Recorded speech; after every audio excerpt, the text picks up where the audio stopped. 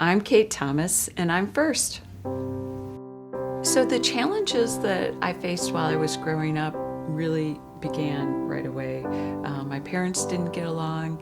There were several times that we got farmed out to relatives until eventually my parents went through a divorce, lived with my grandparents for a while, which was actually a blessing in disguise because my grandmother was so enthusiastic about education.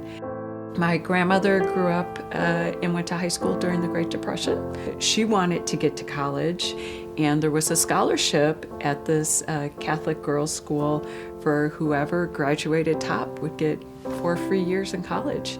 And she won it, but with the hit of the Great Depression, her mom told her she couldn't take it. She would have to go to work instead to support her 3 younger sisters. So it was a story that we heard over and over again, how important education was.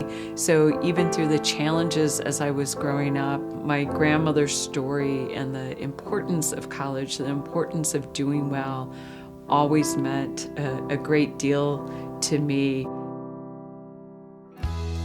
I think because I was a first-generation college student, that what it does for me as a professor in terms of my teaching in the classroom and outside of the classroom gives me a very different perspective. Being in college is learning a new language. It may be English, but whatever your major is, there's the expectations and the jargon that is used and the methods that are used.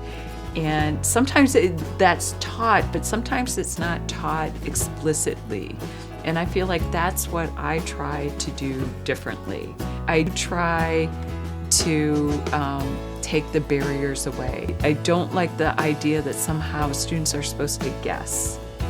I feel like at the very least what we can do is give instructions and then help people who are struggling.